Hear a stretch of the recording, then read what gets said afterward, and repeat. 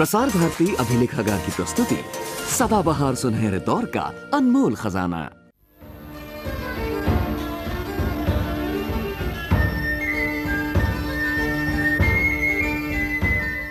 देविका रानी, चेहरा तेरा गुलाब लगता है, एक हसी महताब लगता है, सब हुस्न वाले जवाब रखते हैं, तेरा हुस्न लाजवाब लगता है। भारतीय सिनेमा में बोलती फिल्मों में नायिका की शुरुआत हुई देविका रानी से, जो अपनी पहली फिल्म में हमारे दर्शकों के दिलों पर राज करने लगी। लोग उनके अभिनय और खूबसूरती के दीवाने हो गए। अशोक कुमार जी के साथ देविका रानी ने फिल्म अछूत कन्या में रोमांटिक रोल किया, जिसका जादू दर्शकों को आज तक दीवाना बनाए हुए है। उन्होंने अपनी अदाकारी को इतनी बुलंदी पे पहुंचा दिया कि दूसरी कोई भी अभिनेत्री उस मकाम को हासिल नहीं कर सकी। 1945 में उन्होंने फिल्मी दुनिया को एकाएक अलविदा कह दिया। कस्तूरी, प्रताप, कहाँ चले? यही पास के गांव से नाज लेने जा रहा हूँ। चल तू भी चल। अच्छा। गूंगी फिल्मों से ही भारतीय सिनेमा का सफर शुरू होता है। इस शुरुआती दौर में शब्दों के स्थान पर अदाकारी द्वारा भावों के प्रदर्शन से ही अभिनेता दर्शकों के मन तक पहुंचने का प्रयत्न करते थे और इसमें उनमें से बहुतों को काफी कमाल हासिल था।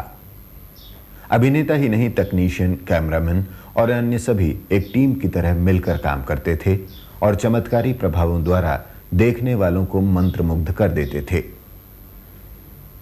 फिल्मों में स्त्री पात्रों की भूमिका शुरू में पुरुष ही निभाया करते थे, हालांकि बाद में जुबैदा जैसी नायिकाओं ने फिल्मों में सहजता और स्वाभाविकता ला दी।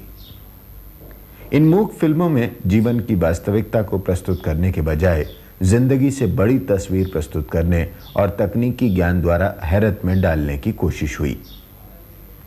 धीरे धीरे तकनीक का विकास हुआ और फिल्मों का दायरा आंख से कान तक बढ़ा। ये परिवर्तन लाने में खुद हिमांशु राय का विशेष हाथ रहा, जिन्होंने यूरोप में रहकर ये नई तकनीक सीखी।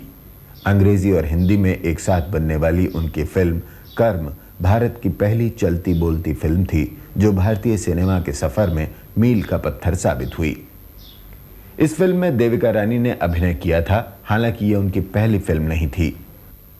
उनकी अभिनय कला का जादू अछूत कन्या में जाकर प्रकट हुआ, जिसकी भारत और लंदन में फिल्म समीक्षकों ने बहुत सराहना की। अब तक कहाँ थे प्रताप? मेरे साथ थे। देविका रानी के अभिनय की प्रमुख विशेषता ये थी कि वे हर तरह की भूमिका में पूरी तरह ढलकर अपनी प्रतिभा का लोहा मनवा लेती थीं। लंबे समय तक उनके सहयोगी रहे अली साहब का उनके बारे में कहना है। देविका रानी जी का जन्म 30 मार्च 1908 में वेल्टर गांव में मद्रास प्रेसिडेंसी में हुआ था। उनके फादर आर्मी कर्नल थे, सर्जन थे, आर्मी सर्जन थे, और उनकी माता जी का नाम लीला चौधरी था। वो गुरुदेव रविंद्रनाथ टैगोर जी की निष्ठ थी। जब वो करीब 20 साल की हुई तो उनको लंदन जाने का मौका मिला। वहाँ उन्होंने London academy of arts join किया और उनका जो विषय था वो डिज़ाइनिंग था। 1929 में उनकी शादी हिमांशु रॉय जी से हुई। हिमांशु रॉय ने 2 साइलेंट पिक्चर बना चुके थे, एक था लाइट ऑफ एशिया और दूसरा सिराज। उन्होंने 3rd पिक्चर की शुरुआत की, जिसका डिज़ाइन, मेकअप, सेट्स वगैरह सब देविका जी ने बनाए। 1934 में दोनों हिमांशु रॉय और देविका जी इंडिया वापस आए और उन्होंने बॉम्बे टॉकीज स्थापित किया इधर। मैं इंडस्ट्री का पहला हीरो हूं जो बॉम्बे टॉकीज में काम किया था। सबसे बड़ी बात है कि जब बॉम्बे टॉकीज में मैं गया था, उनको ताज्जुब हुआ कि मैं अंग्रेजी में बात कर रहा था। You are educated? I said yes sir, I am a college graduate. Oh, it's very fine, it will be nice. तो उसके बाद उन्होंने कहा कि यू आर साइंड अप। सब टेक्नीशियंस जो थे वो जर्मन्स थे। हमारे डायरेक्टर थे फ्रांस ऑस्टिन, कैमरामैन थे वर्शिंग, देविका रानी को हम मिसेस राय कहते थे। वो इंचार्ज थे हमारे मेकअप, कॉस्ट्यूम्स, ये सेट डिज़ाइनिंग वगैरह वो करती थी। उन्हें अंग्रेजी में कहा जाता था कि द लेडी इन वाइट। सिवाय सफ़ेद कपड़ों के, सिल्क के कपड़े, मैंने जब तक उनको पहचाना और जानता रहा बरसों तक, तो सिवा कोई रंगीन कपड़ा उन्होंने नहीं पहना। लेकिन एक बड़ी बहन की तरह वो हमारे साथ, सबके साथ उसी तरह उनका बर्ताव होता था। और क्योंकि मैंने उनको कभी काम करते हुए नहीं देखा, और काम उन्होंने एक बार मुझसे कहा था कि जय, when I leave the industry you will be my last hero. और ये बात सच हुआ इत्तेफाक से, और वो था पिक्चर हमारी बात। लेकिन देविका रानी की प्रतिभा अभिनय तक ही सीमित नहीं थी। हिमांशु रॉय की मृत्यु के बाद उन्होंने बॉम्बे टॉकीज को बड़ी कुशलता से संभाला और चीफ प्रोडक्शन कंट्रोलर के रूप में उन्होंने बारीक से बारीक तकनीकी विशेषताओं की ओर ध्यान दिया। उनकी देखरेख में किस्मत जैसी यादगार फिल्में बनी जो देखते ही देखते हिट हो गईं। किस्मत में प्रदीप के इस देशभक्तिपूर्ण गीत ने स्वाधीनता संग्राम के उन दिनों में धूम मचा दी। जो पहली फिल्म थी अशोक कुमार के साथ, जवानी की हवा, उसमें एक सीन के अंदर देविका रानी को, तो देविका रानी पत्नी थी और अशोक कुमार पति थे, तो अशोक कुमार ने उसका हाथ पकड़ना था देविका रानी का, और पूरा 1 हफ्ता हो गया। वो जब भी वो हाथ पकड़ने के लिए कोशिश करे, वो अंदर से आवाज़ आए कि ये मैडम है, ये हमारी मालिक है, मैं इसको कैसे हाथ लगा सकता हूँ।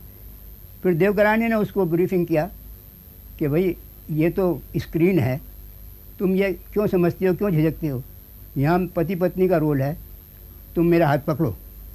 तब उसने 8वें दिन जा कर के हाथ पकड़ पाया था। फ्रांज हॉस्टन ने पहला पिक्चर बॉम्बे टॉकीज में बनाया था, वो था जवानी की हवा, जिसमें लीडिंग लेडी देविका रानी जी थी और हीरो था नजमुल हुसैन।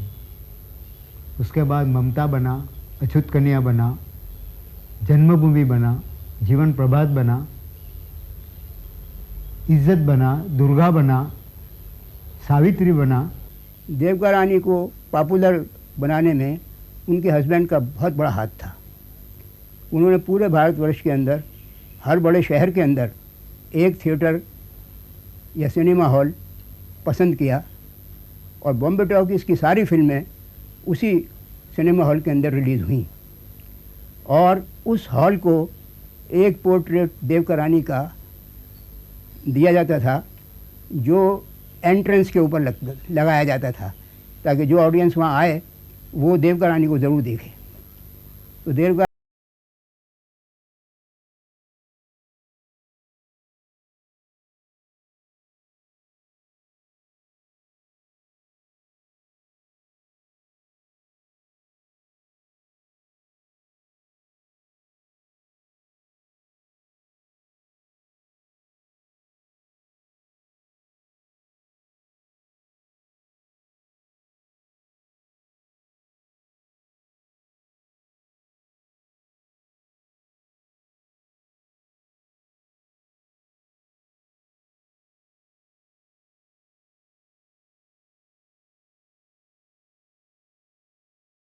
कि कंगन का निर्माण बीच में ही रोक देना पड़ा। वजह थी दूसरा विश्व युद्ध।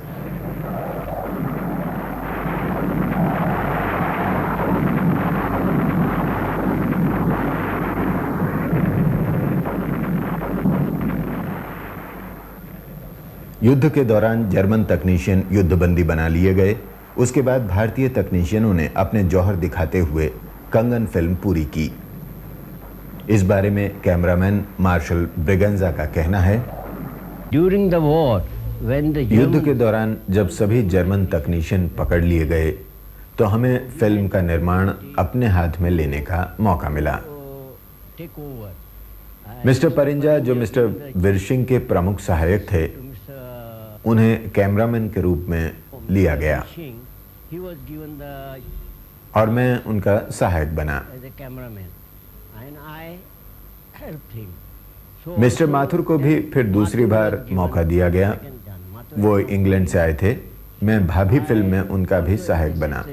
गांव की भोली भाली लड़की हो या शहर की आधुनिक नारी, देविका रानी अपने हर रोल में रच बस जाती थीं। देविका रानी जी ने कई लोगों को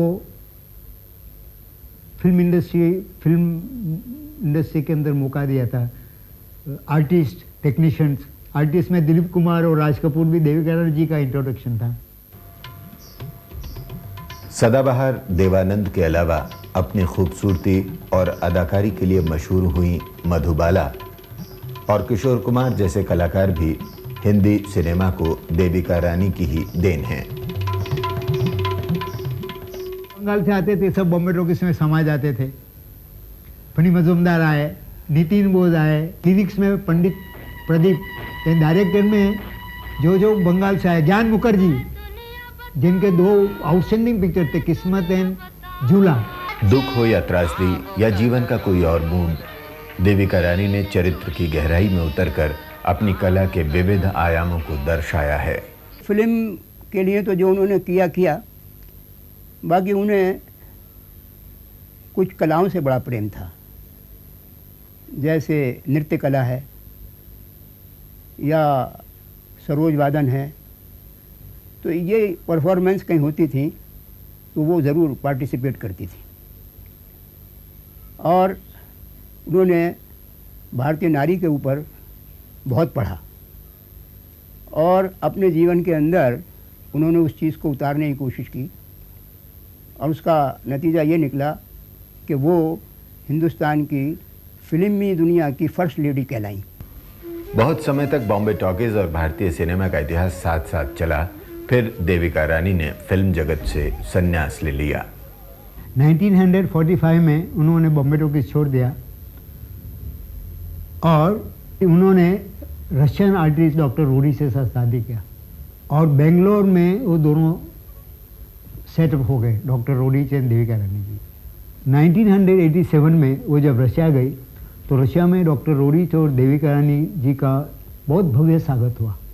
गोर्बाचोव जी ने उनको रहने के लिए रशिया में विला दिया और वहाँ से उसने मेरे को लेटर लिखा और कहा कि ये मेरी इज़्ज़त नहीं है, हिंदुस्तान की इज़्ज़त है, हिंदुस्तान के कल्चर की इज़्ज़त है। उनकी जो सुंदरता थी, मैं मानता हूँ उसका कोई पैरेलल, कोई मैच नहीं है। कुछ लंदन टाइम्स ने लिखा था कि वो गेटा गार्बो से भी ज़्यादा सुंदर है और नेहरू जी ने बोला था इससे बड़ी सुंदर औरत दुनिया में नहीं। उसको पद्मश्री मिला था और 1970 में Phalke award, first Phalke award when he was instituted, Devika Rani was the first recipient of it. Film जगत छोड़ देने के बाद भी भारतीय दर्शकों के मन पर देविका रानी छाई रहीं। अभिनय ही नहीं, निर्देशन और निर्माण के क्षेत्रों में भी उनके स्थान को सम्मान की दृष्टि से देखा गया।